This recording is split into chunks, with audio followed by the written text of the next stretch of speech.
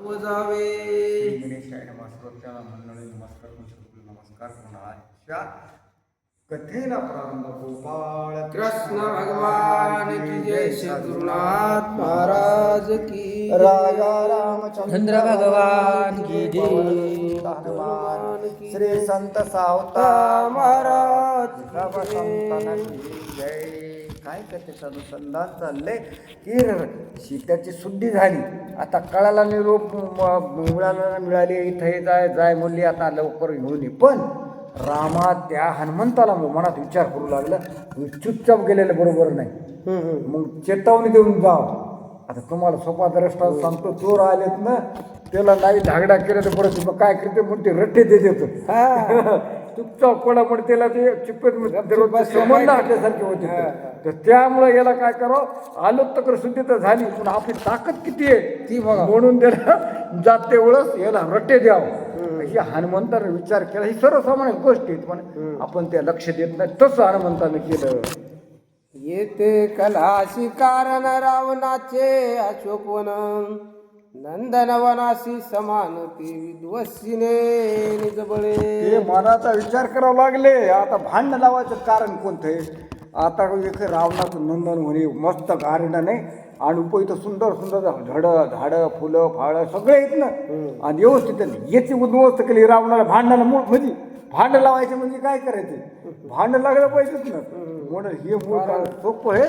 ते हनुमंताने विचार केला कवा ते खाली बसल्या ऐकोने वन विध्वस्तन कथा कोप होईल लंकानाथा, झाडीला संके गजरता दरड युद्धार्था महावीर. आता सगळं खेळ त्या रावणाला कळत नाही की बा आपलं उपवन सगळं त्या वानरा उद्ध्वस्त केलं, म्हणून हत्ती सहित घोड्या सहित राक्षस सेना पाटील उद्ध्वस्त करतील, मग आपल्याला मारा येतं. हे असे काल्पनिक विचार होते त्या लोकांमध्ये. हनुमंतराव बुद्धिमानी होते, हुशार ज्ञान होते. तर त्यामुळे म्हणलं आता आपण इथं काहीतरी उद्ध्वस्त करावं, युद्ध करावया सैन्याशी निर्दळोनी त्या राक्षसाशी, इंद्रजिता करुणी कासाविषयी श्रीरामापाशी मग जावे. म्हणून काय करायला ते काय होते ना, युद्धाला रवते लोक इथे राक्षसाला मारावं, तोडावर हाती घोडे मारावं. पण इंद्रजित येईन त्याच्या काही वर असतं, त्याला सुद्धा कासावीस करावं. केव्हा होतं नियोजित? ते मागच हनुमंतराचं नियोजित होतं. ह्या इंद्रजीला गाजीन म्हणून मी लय उन्मत झालेला आहे ना, त्याला मी गाणणार, ते पक्का निर्धार पाहिजे. मग आपण ठरवते हे माणूस मला लय धोका दिला, याची पाहतोच म्हणला श्रीमंत लोकांची, ते कौचिक जरत म्हणतोय म्हणून मग नंतर आमाकडे जाऊ. तसं हनुमंत निश्चय पक्का केला. मारुनी राक्षसाच्या कोळी लंका करुणी कडा फोडे, मग श्रीरामाशी जाता गोळे आईचे आवडे हनुमंता. कोटी मारो रावणाला गाजा आणि इंद्रजीला पादाडा पडा, मग अशा गोष्टी करून परभ्रामचंद्राला भेटा. ही हनुमंताची आवड होती, मनोरथ होतं. इतुके करुणे जाता सुख कपिकुळा समजता, सुख होईल श्री रघुनाथा, सुख हनुमंता युधाचे. आता इतकं करून जर त्याचे समाधान लाभन कोणला परभ्रामचंद्राला, हनुमंताला सुद्धा बरं वाटायला पाहिजे. आपण गेले एवढ्या ताकदीचा उपयोग झाला, काहीतरी झाला, सगळ्याला दोघाला आनंद होईल म्हणून लागले. सीतेचे न घेता ज्ञापन मज विध्वंसिता नयवन, सीतेशी पुसावया जाण करी विधान हनुमंत. आता सीतेची आज्ञा घालायला पाहिजे, वधवंस करायचं न करायचं नाही, तिची आज्ञा गेली जमत नाही. आणि त्यासाठी हनुमंत एक विधान मांडलं, जेणेकरून आपल्याला आज्ञा देऊ, बघ काय कर, काय करायचं येतं, असं हनुमंतानं मनाचा निश्चय केला. पुढती सीतेस लोटांगण येरी म्हणे बा, शीघ्र करी गमन हनुमंत घातली घाली मान, लज्जायमान बोलेना. आता हनुमंतर माळ तिला म्हणून जातात लवकर सिद्धा झाली परभ्रामचंद्राला घेऊन ये. तर त्या हनुमंतर काहीच बोलून खाली मान घाली हनुमंतरा त्या सीतेला काहीच बोलून लाज कसला ते तसं हनुमंतरा काही वर मान करीत नाही गेले. सीता शुद्धी सांगा वया जाण उल्हास न देखे संपूर्ण, दिसतोशी हाती उदिग्र काय कारण मज सांगे. मिळाली ते तुला जाण्याचा उल्हास दिसणं, काय कारण झाले, काम उदास झाला, काय झालं, काय कारण झालं?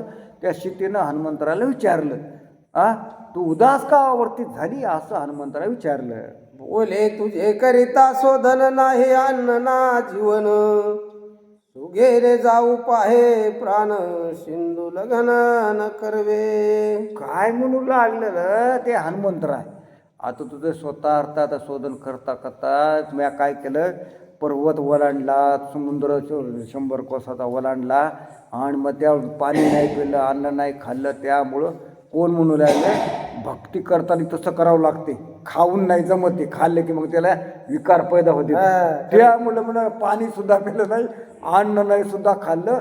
आता हनुमंतराचं म्हणणं दाखवू लागले, तुझ्या स्वादार्थ शोध लागेपर्यंत हनुमंतराय बोलू लागले.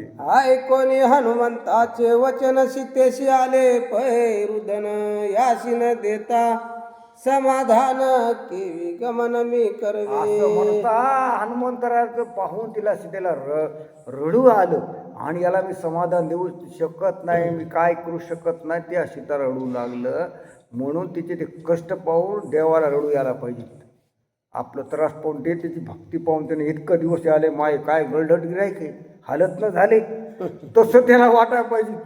तसं ते म्हणू लागलं, सीतेला हृदयाला रडू येऊ लागलं. याचे न पुसता स्वागत नाही केले अभ्यागत महापापिनी मी येथे धाडिले श्रीराम भक्त आता याला काय म्हणू रे, स्वागत केलं नाही, अभिवंदन केलं नाही, काही तर सन्मान नाही दिला, मी किती पापी नाही दुराचारी म्हणू लागली भक्ती. म्हणजे भक्तिवान माणसाची ओळख नसते काही काही. म्हणजे ते वरवर नसती, फक्त अंदरून राहते. तशी ती भक्ती मुलाला याचं मी स्वागत केलं नाही तर कुठं आदर सत्कार झाला नाही. आणि इतकं असं मी काय करून किती भाग्यवान भाग्यहीन भक्ती म्हणू लागली, असं ते ख्याती झाली होती.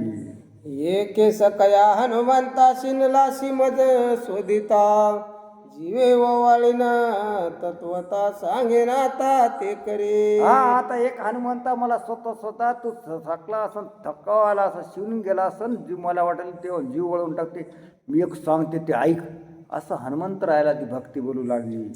हे घेऊन कर कंकण लंके माझी जाऊने आपण घेऊन चतुर्वेदान करे भोजन यस्तेथ. आता हनुमंत राहायला म्हणू लागली, ही काक सोन्याचं घे, लंकमध्ये जाय, सोनापुरीत जाय, ते बोड आणि ते तुला काय खायचं तर खाय. असं कोण म्हणू लागले, सीता म्हणू लागली हनुमंत राहायला, आणि तू समाधानी राय. असं हनुमंतला सीता म्हणून एवढंच राहिले माझ्यापाशी. हनुमान पुषे सीते पाशी अन्नाची चवी आहे कैसी सीता विस्मित मानसी तरी आमाशी काय भक्षे. काय म्हणाले हनुमंतराला मुलं, ते अन्नाची याची काय चव कशी असते तर आम्हाला सांगा बरं. ते आम्हाला माहीत नव्हते, आम्ही वानर आहेत जातीचे, आम्हाला काय माहिती आहे. असं हनुमंतरानं सीतेला विचारलं, अन्न कसं राहते, कशी चव लागते, ते हनुमंतराला विचारलं. जे खाता ती लावण्य त्याशी शीघ्र ये म्हातारपण जुना ये लवणी तांबूल तांबूल भक्षण दंत भग्र तेने याशी. आता ते काय बोलू लागले ती ते शास्त्र संपते, त्याला काही अन्न खातात, मांस खातात, त्याला मथर पण लवकर येते, पान खाते त्याचे दात पडते. तर तसं हनुमंतराव म्हणू लागले, काय खाते काय नाही असं. मग याला मथर पण कमी येते, जे नाही खाते खाते, आवडीचे खातात निवडीचे, काय त्याला मथरपणाचा आहार कळत नाही, काही नाही. मथरपणीमध्ये आंबट खावं वाटते. आणि तुला ते आहार आहे का त्या कॅटेगरीचा? त्याला वाटत तिखट खावं लागेल, त्याला संडास लागेल की, त्याला खमंग तिखट खावं वाटायले, त्याला विकार पैदा होते. म्हणून मथारपणी काय काय खाते हे शास्त्र सांगते. त्यामुळे मुलाला हे आणणार मथार पण लवकर येते. हे खाल्ल्यानंतर आपलं चौथे मै वासना गेली, वासना बरी जात नाही तिकडे खाला. तसं नाही, वासनाला आवरावं लागते. ते म्हणू लागले शास्त्र सांगते, तसं हनुमंतराय म्हणू लागले मथार पण लवकर येते, पानं खाले की दात पडते. आम्ही रामदूत वानर वनवासी निरंतर नित्य वन फळाचा आर सत्य साचार जानकी. आता आम्ही वाढणार सगळे वनात फनात राहणार, सत्य चरावे ते झाड पाला खाचा, हे आमचा नित्य जानकी माता, मग आमचं हे अन्न नाही. असे कोण हनुमंतराय म्हणू लागले सीतेला.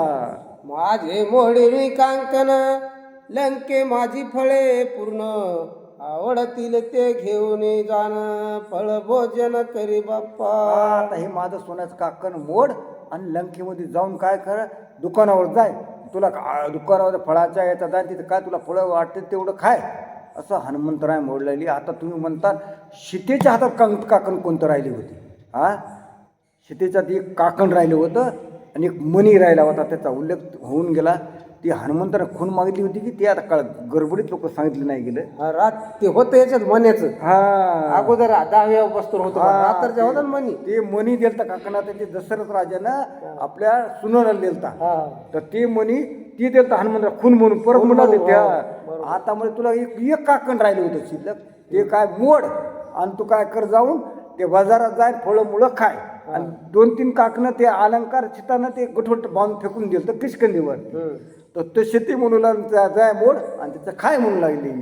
इथे ऐक माझे शिळ मी तव स्वयंपाकी केवळ, ज्याशी मनुष्याचा विटाळ ते फळ अपवित्र वान्यरा. आता मी काय स्वयंपाकी स्वतःच आहे म्हणला, ज्याला ते माणसानं फळ खाल्लं ना त्याचा विटाळा वाढणारला होते, वानर खात नाही.